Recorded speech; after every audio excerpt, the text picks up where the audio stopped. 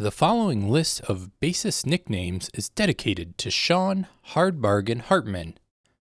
Pops, Geezer, Family Man, Hooky, The Hook, The Munch, The Judge, The Buddha, The Phantom, The Ox, The Mole, The Fish, Big Moose, Thundercat, Pony, Duck, Yorkie, Bootsy, Boogie, Lucky, Lefty, Fonzie, Fieldy, Fuzzy, Fuzz, Cone, T-Bone, Peanut, Graves, Evil, Blasco, Jocko, Rocco, Macca, Chaz, Thunderthumbs, Big Hands, Slam, Mars, and Popcorn.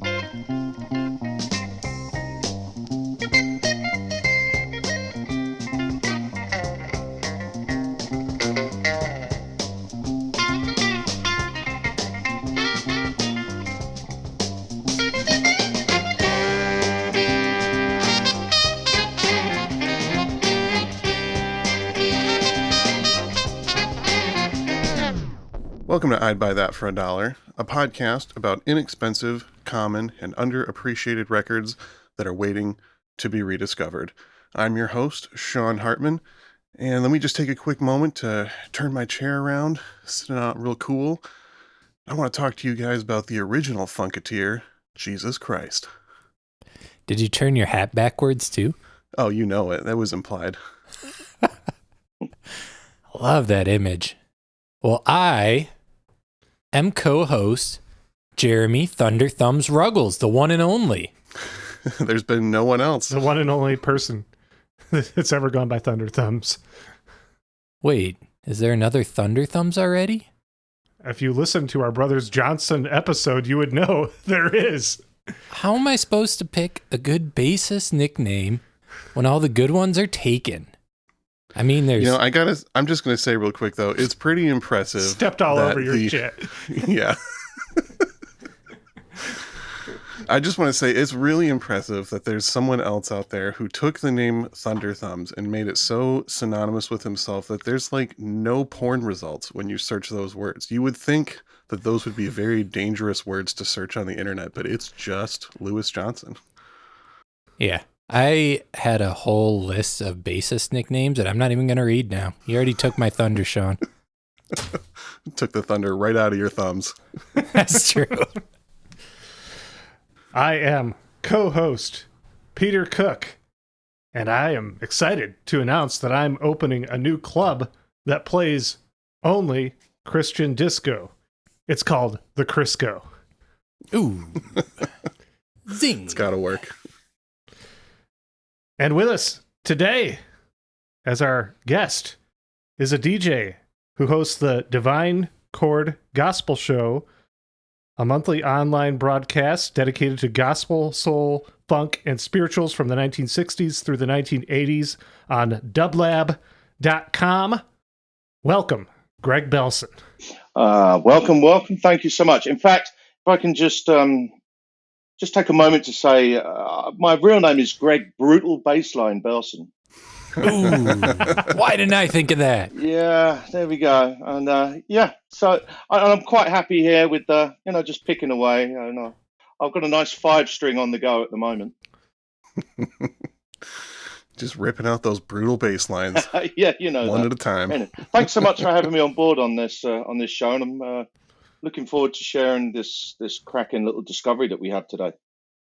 Yeah, you want to tell the people what record we're going to have on the turntable today? Absolutely. It's the only release that they came out with as far as LPs are concerned, and it's a band called Passage, which was released on Herb Alpert's A&M Records label in 1981, and it features and produced by the legendary Louis Johnson, aka Thunderthumbs, the bassist for the Brothers Johnson.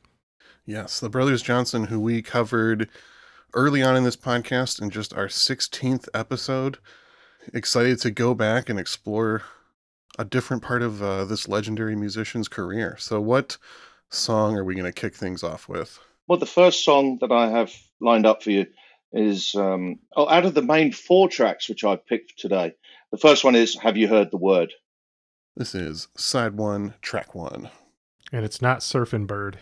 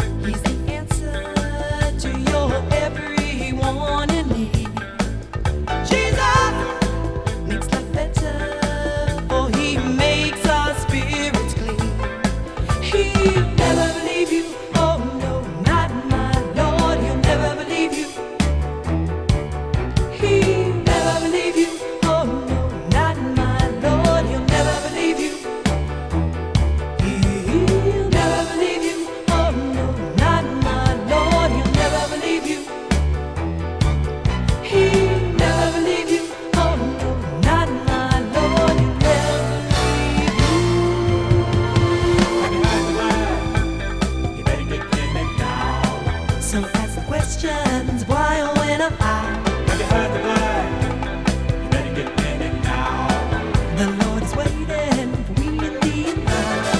The time is near, it grows nearer every day.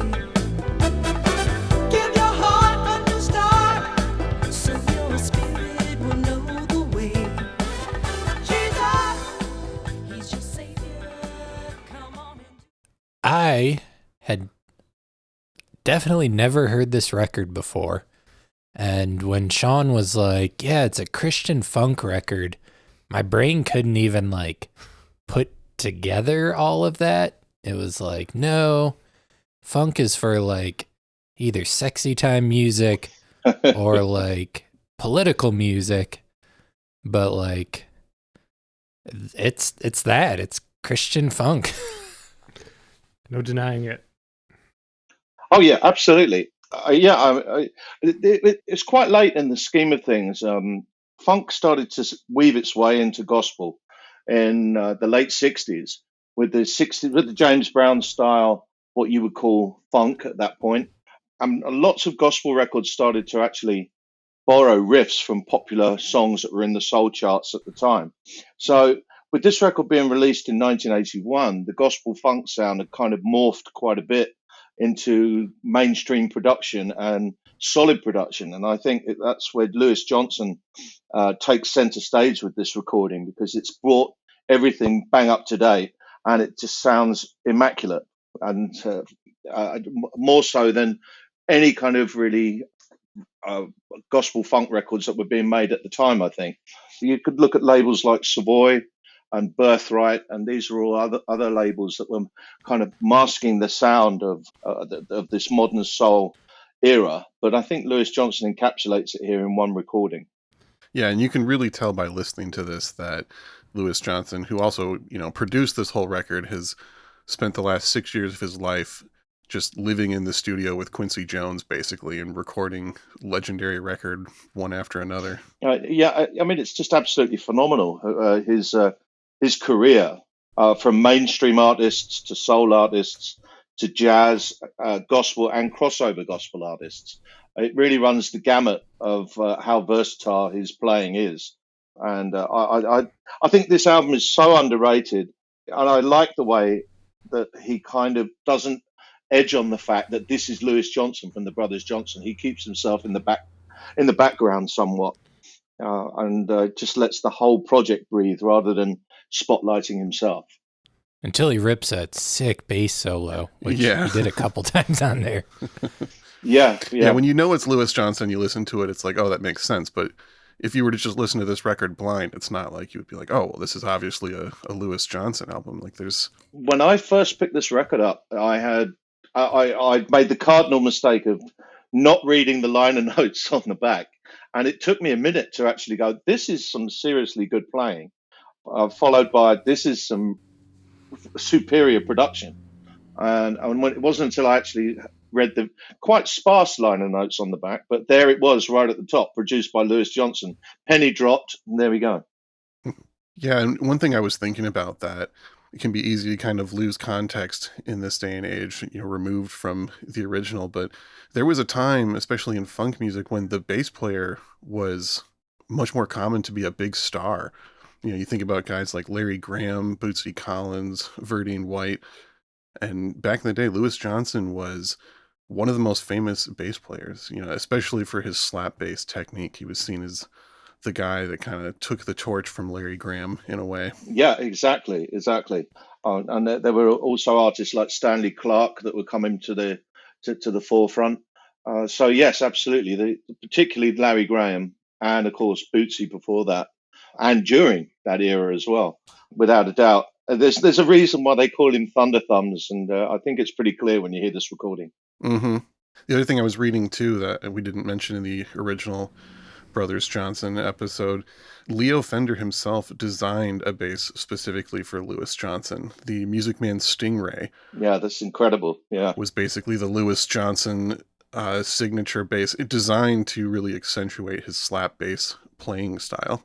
Yeah, I don't know exactly what the design entailed, what it consisted of specifically to enhance that playing, but Did they use a different fretboard? What is it that they use, different pickups or whatever? That would be. I didn't write down all the technicalities of it because I didn't want to bore people too much. But yeah, there's a difference in pickups and more of a tonal control, especially on the treble and high end, so that he could really accentuate those different slap sounds and the percussive element to his playing. Because I think whilst you could liken, say, John Entwistle from The Who developed a style of playing, without a doubt, the purveyor of slap bass swiftly after Larry Graham is Lewis Johnson.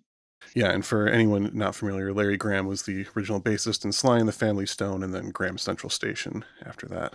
Yeah. And basically the original godfather of slap bass technique. Yeah, exactly. Can you guys guess what semi-recent album featured on this podcast? I got some vibes off of this one that kind of remind me of a previously featured album when initially listening to this. It has to do with the religious element of the record. So you're thinking about Rasa? Yeah. Yeah, the Rasa, Everything You See Is Me.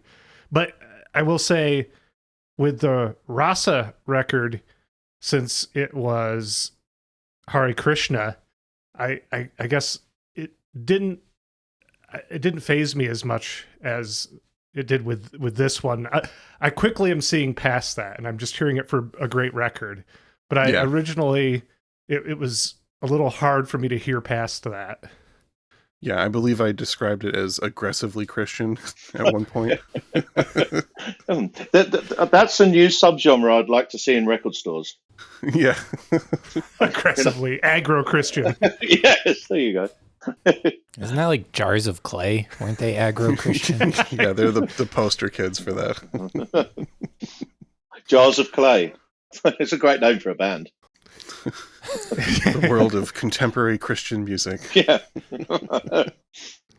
I did notice that they cover an Amy Grant song on this record, Faith Walking People, which I just want to reveal this now while I have the opportunity.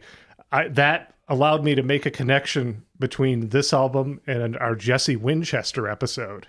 Oh my. Because Faith Walking People, written by Amy Grant, and it appears on this record. We're not going to feature it. But that appeared on her 1979 album, My Father's Eyes, which also contained her version of Jesse Winchester's Lay Down the Burden of Your Heart, which was on the Let the Rough Side Drag album that we featured on the podcast previously. Wow. Interesting. And that would have been only a few years into Amy Grant's career. I think her first record was like 77, something like that. Yeah. This was one of her very early records. And when I saw that they featured a song of hers, I was like, it might have been on it might have been on the same one the Jesse Winchester song was on. So that was the extent of my research for this episode. It's actually quite interesting that they did actually have a crack at a reggae tune on this Passage album, because it seemed like there was a very brief period where bands were kind of trying to, I assume they were trying to pull in from different audiences, and they would tap into different styles onto one album. I think specifically there was a band called Paradise that we recorded out of the UK, and that they recorded an album that included very similar material to this, but all the way through. So you had a real couple of great modern soul disco dance tunes, but also a reggae cut, something a little bit more down tempo, which is a little bit more middle of the road, and another band as well was again an English band called Kanos, with a fantastically named Kanos, that did versions of Stevie Wonder tunes, but also linked in reggae records. So I wonder what the decision making process was of the set that made up this album, and it probably was something to do with maybe Herb Alpert or one of their representatives, A&M, said, let's do an all-encompassing style to reach as many people as we possibly can.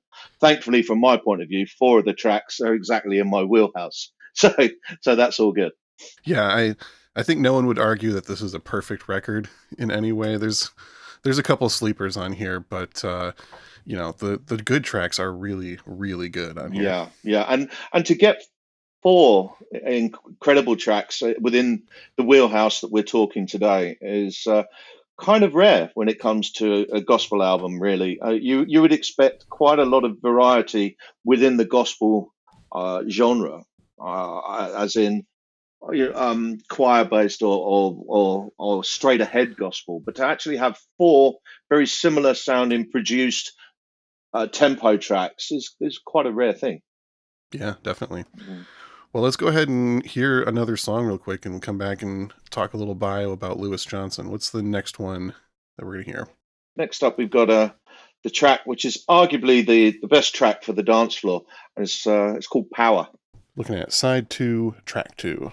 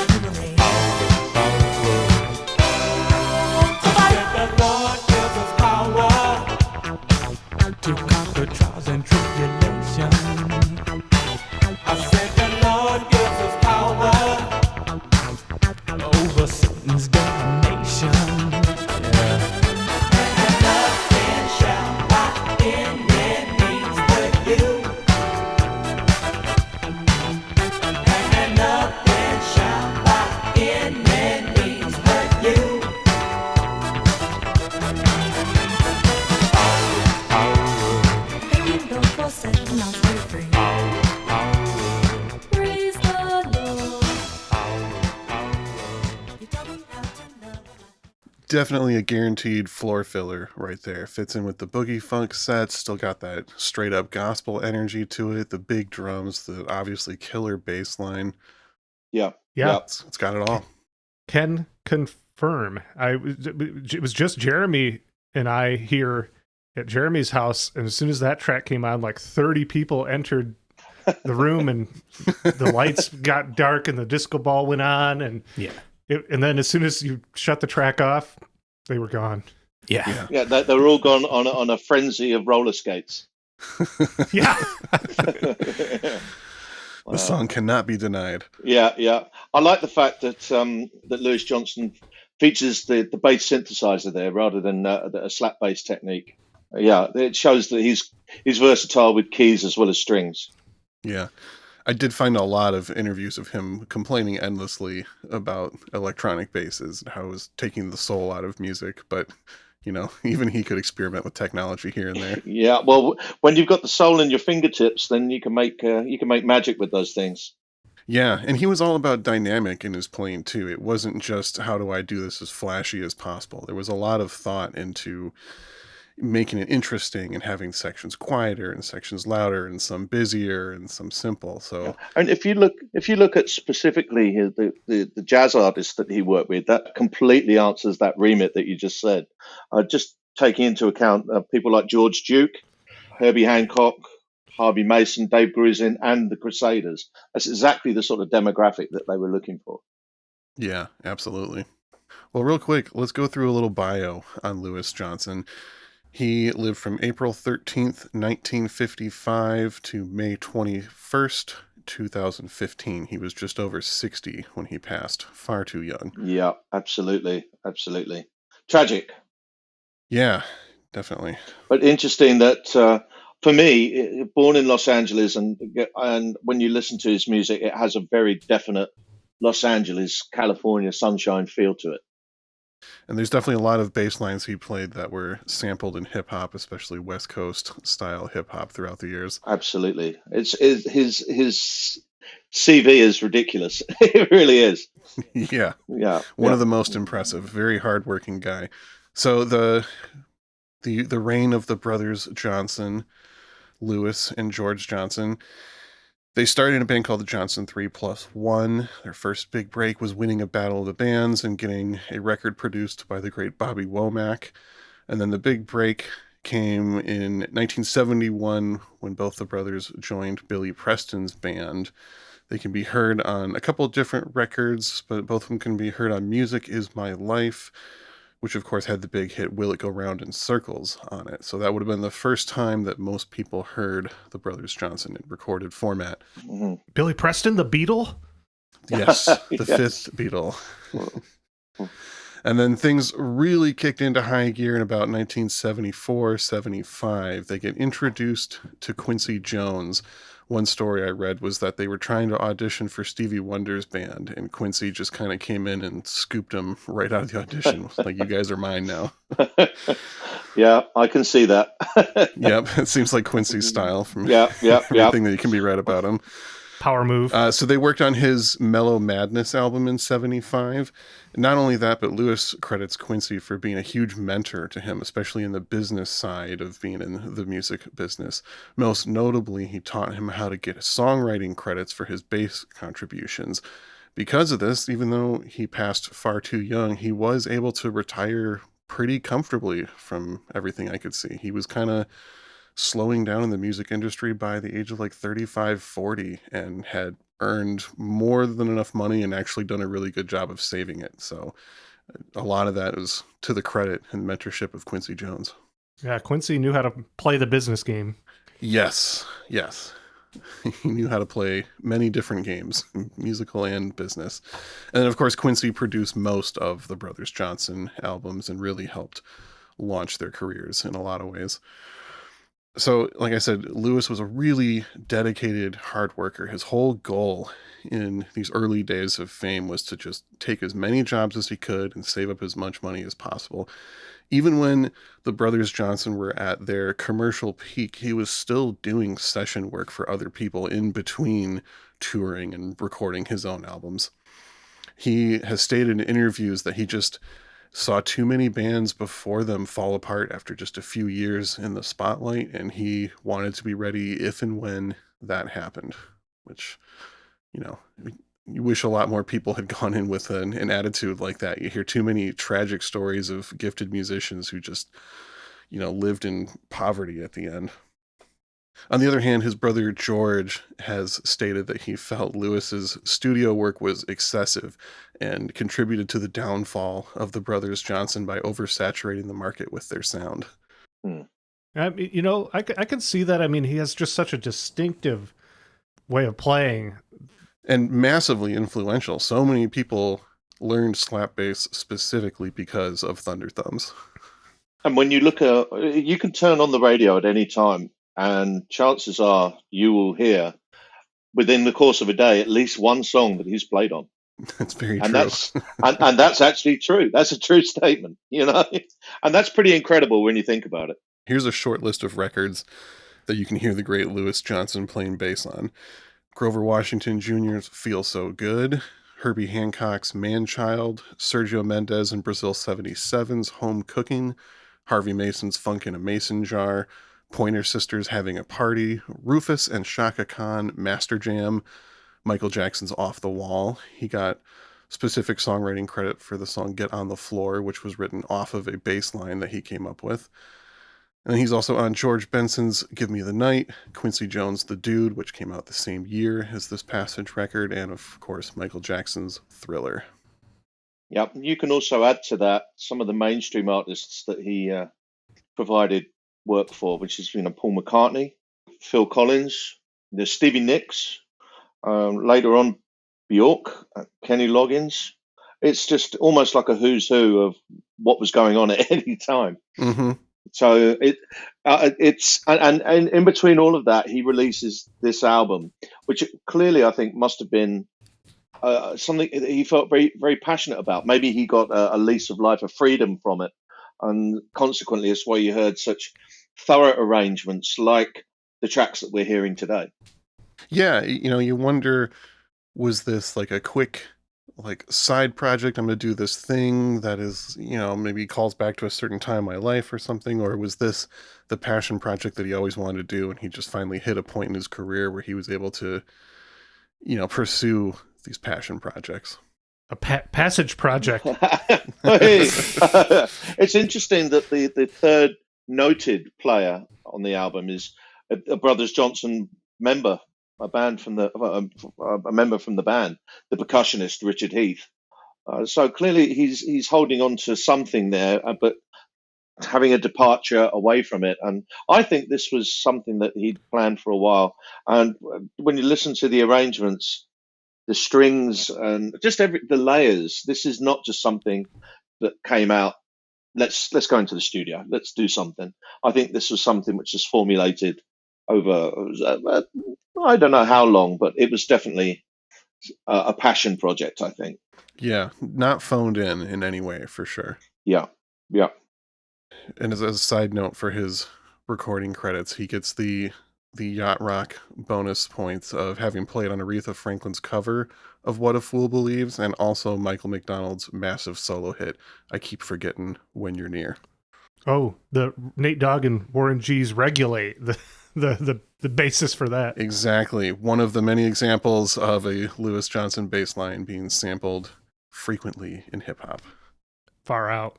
Well, let's go ahead and listen to another track then. What's next in the lineup?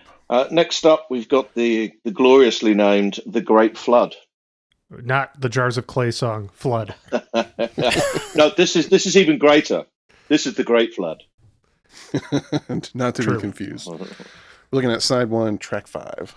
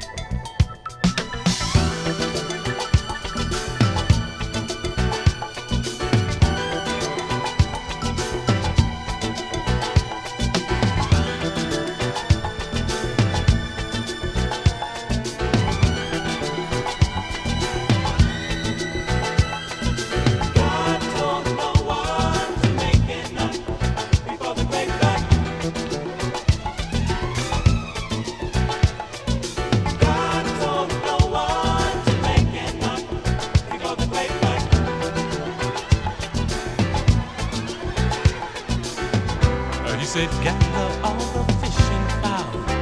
I must destroy what I've created now.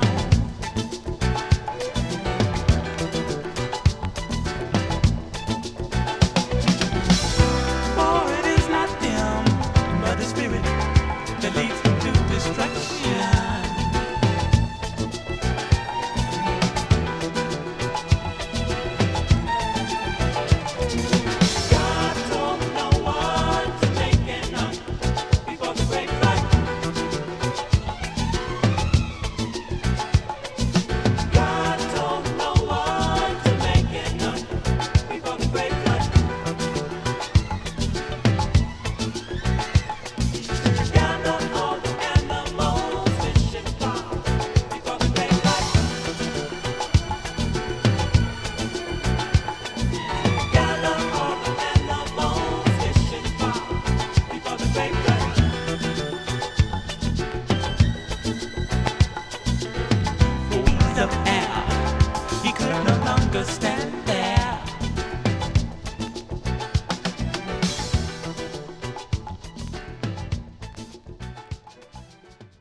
I'm just now noticing what a incredible, fantastic string arrangement is on that song. Do we have any idea who arranged the strings for this record?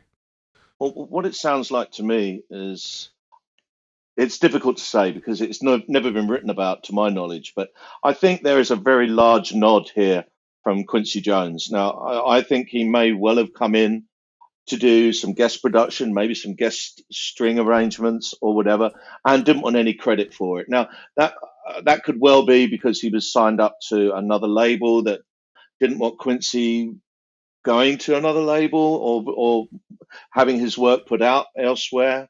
Yeah, there's various reasons why artists appear um, uh, under shroud, if you like, from other record labels. So to me, that sounds very Quincy Jones, and I love the fact that the bass line playing is very staccato, showing a completely different side to the slap bass that Louis Johnson is really known for.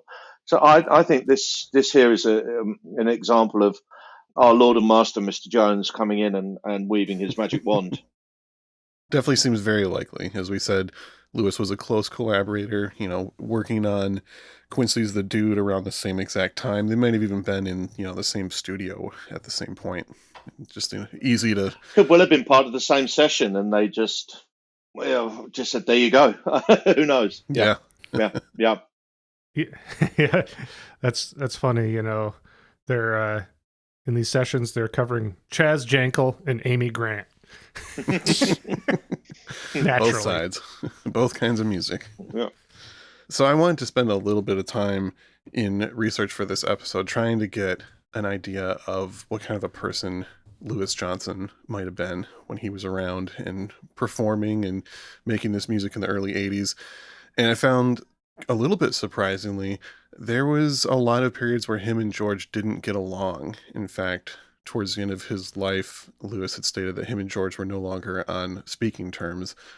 The brothers Johnson broke up twice, so it kind of all fits together. But I had read that while the band was around, they would have to tour in separate buses, and it was kind of an infamous thing where Louis's bus would be him basically holding Bible studies and just spending time reading the Bible and trying to lead a clean life, whereas George's bus, he'd be partying with people that are on tour with, like Shaka Khan and P-Funk, and it was like just completely different scenes. And if you're living your lives with completely different goals, like not even sharing the same reality anymore, it would make sense that the relationship would get strained. Yeah, definitely. I think two peas in a pod they were not, I think. Yeah, but musically they clicked so hard. Yeah, but I mean, there's plenty of other examples of, famous musical duos. Sam and Dave hated each other. Like sometimes it works on the stage and just nowhere else. Yeah, it's going to be interesting to see how Oasis handle their reunion. True. Yeah. Yeah, I also found that music in general was a very serious thing for Louis Johnson. It was, he talked about his goal was never to be famous or achieve clout. He simply wanted to do the best possible job that he could in every situation. His brothers Johnson, Passage, studio work, he was just there to be serious and do the best thing that he possibly could, always challenging himself and trying to improve. And I think when you actually have an instrument made for you, specifically to your design, then you know that you're not going to settle for second best, I think. Yeah. And just that right there for me is intent that he is serious about his career. Yeah, and he talked about how when he would play the bass, he didn't think of himself as playing the instrument. He thought of himself as becoming the instrument. Mm-hmm. So again, it's just like, and you can tell watching him play, he just loses himself in the music. Yeah, and he developed a style. I think they referred to it as like a slap chop. And I'm no technician, but it involved certainly on the fret, it involved fingers and thumbs, all over the fret, which helped. I'm no technician, but when you develop a style, that takes time, effort, and dedication. And I think that's exemplary for what he was doing in the music industry. Yeah. And another interesting thing is that after kind of retiring from session work in about 1989, one of his biggest focus, aside from just kind of traveling and living life, was he got really into the art of teaching. He recorded several different bass instructional videos that are still well regarded. He founded several music schools, including the Lewis Johnson Black Dragon Institute, which he described as being part music and part martial arts. Whoa. Jeremy got really stoked on that. I can only imagine being so fortunate as to have been able to attend something like that. Would love to meet someone who went to that school. Yes. Is it still open? Can I go? I doubt it. I wasn't aware of that, and I want that. Yeah. That's insane. That's fantastic. Apparently, Lewis was a longtime martial arts enthusiast, and he stated that his martial arts training was what helped allow him to be such a dedicated worker in session work, and what allowed him to kind of stay calm and focused in these sometimes crazy studio sessions, especially working with Quincy Jones all the time. And arguably, who knows what his brother George was saying at the same time, by the sounds of it. Yeah, leading very different lives, it would seem. Yeah, I mean, I'm not one for speculation, but I've seen the movie Spinal Tap, and I see how things run. Yeah, potentially how it works. Potentially. Right. Yeah. So one of the other things I was digging up that was kind of interesting is there definitely seemed to be a rift between George and Lewis's wife, Valerie. I couldn't find any info on how long Lewis and Valerie were married, but my impression is that it was maybe just a few years right around this point. When the Brothers Johnson reformed in 1984 to record our previously featured album Out of Control, George had apparently made some disparaging comments to the press, unfavorably comparing Valerie Johnson and Yoko Ono, saying that in his view, they were both responsible for breaking up successful bands. Right, and here she is appearing in the lineup here in Passage. Yes. Yeah, she's the female vocalist on this. Yeah. It's something that it's pure speculation, I think, at this point, and only what you read in the articles that are out there to read about it. I couldn't possibly comment as to exactly what went on there, but you could. Well, I could comment, I guess. I could say it does seem like the relationship, the split between the two, didn't end well. It wasn't amicable. But what I don't know is the reasons what led to that exactly. But again, you can probably speculate as to, or as long as you keep it to yourself, you can speculate. You can speculate what happened there. You know, the closest I'll get to speculating here is that I was looking up Valerie's credits on Discogs, and she has quite a few songwriting credits. I was like, oh, maybe she was a songwriter aside from this. And then you see that some of her first credits were getting vocal and songwriting credits on most of the tracks of the Brothers Johnson's fourth album, Light Up the Night, in 1980, which includes a co-writing credit on one of their best-selling, if not their best-selling single at the time, Stomp. And she doesn't really do a lot outside of this. So who knows what happened there, but it seems weird that she's getting songwriting credits in this band at the peak of their popularity, and then does this side project and more or less disappears. She does some vocals on the Stanley Clarke record that Lewis Johnson was on, and just like one or two other random things, but couldn't find really any information on her outside of this context, or even how long they were married. That's very interesting when you consider we know that Lewis Johnson is a shrewd businessman, and if you know how to fill in MCPS and PRS forms, then there's every possibility that he may well have edged in his wife as a beneficiary. Yeah. And I mean, you can only imagine how that would not help the relationship. Would have sat with George, exactly. Yeah, exactly. Yeah. As an aside, I just want to thank Peter Jackson for finally dispelling the notion that Yoko Ono broke up the Beatles. You know, he just had to release a 7-hour-long documentary. That's it. Doing the Lord's work. Yeah, that was edited down from about what 24 hours or whatever it was. I don't know. It was a lot of footage. Yeah, a lot. Yeah. What a piece of work that was. Fantastic. Yeah. Well, Sean. Yes. I think it's time for Jeremy to ask you a question. Well, Sean. Well, Jeremy. I've been told that it's time for me to ask you a question. I'm waiting. Let's say I got a call from on high and I just I need more of that Christian funk sound. Where do I look? Well, I've already listened to Passage. I need something else. Well, hopefully Greg can give you a couple of that Christian funk recommendations, but I picked 3 specifically not Christian funk records that I think have a very similar sound to this, that all came out in the same year, 1981. So I hope that'll do for you. But Oh, darn, I was hoping you had some Christian disco because I need some for my new club, the Crisco. That's you true. gotta fill those playlists. All right, first up from my recommendations, Dynasty, the second adventure from 1981. Leon Silvers is a guy that collaborated with the brothers Johnson at different points. He produced and wrote a couple of the songs on their album Out of Control that we featured early on in the podcast. Yeah, that was a Lauren Ram guest appearance on that episode, Dynasty, the second adventure. Great record. Great band. Next up, a Quincy Jones joint, Patty Austin, Every Home Should Have One from 1981, giving you that really smooth, very jazz-influenced R&B sound from this time period that this Passage record does a great job with as well. And last up, some Sophistafunk by the great Change, recommending their album Miracles from 1981. Which, that's not the album we covered, is it? It's not. We covered a different record, but pretty much every Also, Change record is worth grabbing. Yep. Lauren Ram brought some change to us as well. Coincidence.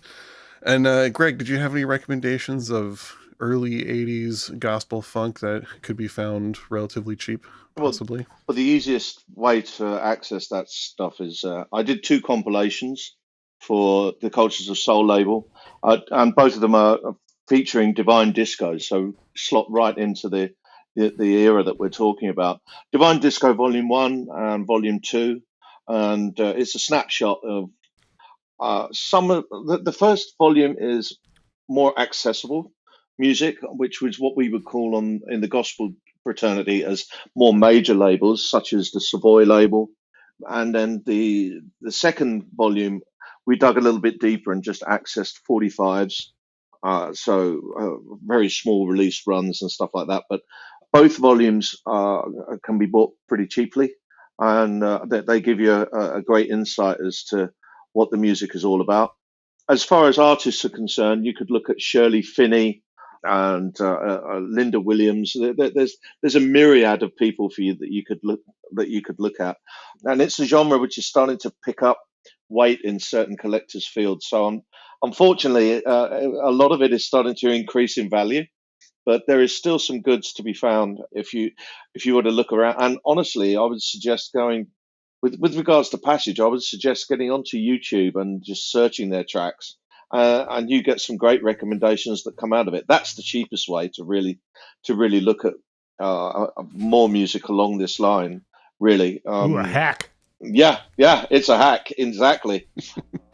But and as I say, the Savoy record label is one of the biggest record labels that actually release gospel music, and their output from the 70s to the 80s really did concentrate on bringing the gospel sound forward in dance music and disco music.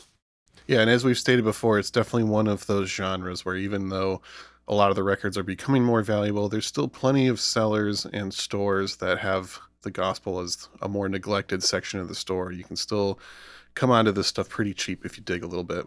Yeah, absolutely. There's still a lot of people, and if you go to record fairs, they don't really know what to do with it. In some areas, it's kind of bizarre in a way that it's a genre which is very misunderstood, I think, and that a lot of people just think it's all about praising the Lord or praising one thing or praising this, that, and the other, instead of looking at the actual value of the music and what it has to contribute. So it kind of gets sometimes a bit rubbed off the shoulder a little bit, as in something that they don't really understand. So consequently, they don't know where to file it in a system. Yeah. Or where to put it. So the best thing to do is, if you like the tracks that you've heard today, is get into your local record store and get your fingers dusty, quite frankly. Ask if they have a gospel section and listen to stuff that you like the look of, because it's there to be had. Well, Greg, we established that people can hear the Divine Chord Gospel Show on dublab.com. Do you want to say any more about that program or anything else you have going on? Sure. We've been running that show now monthly. It's the fourth Saturday of every month, and it broadcasts at 10 a.m. USPST. We've been going for 11 years strong, and every track that we play is a different track. We try not to play too many repeats on the show. We like to keep moving things forward because there's so much to discover. So we've been doing that for 11 years, and we keep moving on. Everything is moving on strong. I also do another show called The Divine Discotheque, which runs every Sunday on Soho Radio, and that broadcasts at 8 a.m. UK GMT. I'm also going to be going off on tour on the 1st of May, going on a DJ tour around the UK, taking in a whole slew of venues, and you can find out the detail there on my socials, which would be DJ Greg Belson on Instagram and on Facebook, the same page. You can also check out everything that I've done on Mixcloud. There's around 600 mixes on there at the moment. If you just check out Greg Belson, yeah, woo, and everything is played from original vinyl because that's what I like to do. I like to keep it that way, and keep. So do we. And yeah, and that's it really. Music is my passion. Music is what I do 24/7, and it was great to share this album as just a little highlight of music, which is kind of under the radar still. But yeah, you could probably go to a record store today, and this record will be sat in the racks. Yeah, it's still out there on the cheap. Yeah. Until it gets the I'd buy that bump, then it's going to be too expensive for everyone. yeah, exactly. I think get it now. I think there's something like right now, there's about 75 or 80 copies on Discogs or something like that. And as I say, I can go down to my local store, and I think there's about 3 copies in the racks right now. Wow. Yeah. There's good stuff out there. It's not all expensive yet. Just gotta get your fingers dirty, like Greg said. Exactly. Well, what are we going out on? What song did we select to leave on today? Well, it's actually my favorite track from the album. It's a little bit slower in tempo, but I think it completely demonstrates the art of the bass line, the beautiful strings, the harmonies, the vocal. It's the track that makes the hairs on the back of my arm stand up, and it's called "I See the Light." Oh yeah, this is a good one. This will be up there on the album for me. All right. All right, we're looking at side 1, track 4. Greg, thank you so much for coming on and hyping everybody to this wonderful record, getting to talk about the great Louis Johnson again. It was a pleasure. Yeah, thank you so much for having me. I've had a great time with you guys. Thank you. I'm co-host Jeremy. I'm co-host Peter Cook. I'm co-host Sean. And I've been the guest, Greg Belson. Thanks for listening.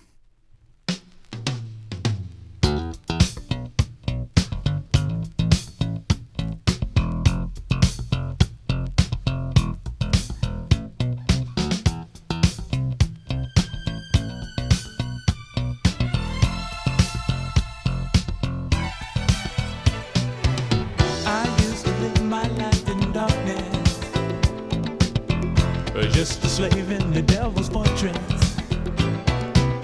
I used to live my life in doubt, wondering what life's about.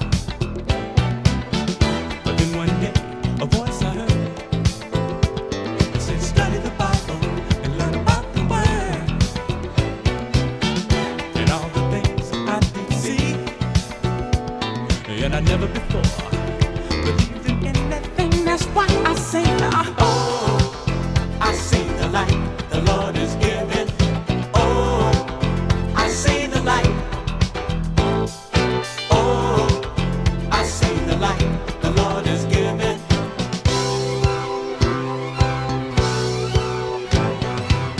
I used to live from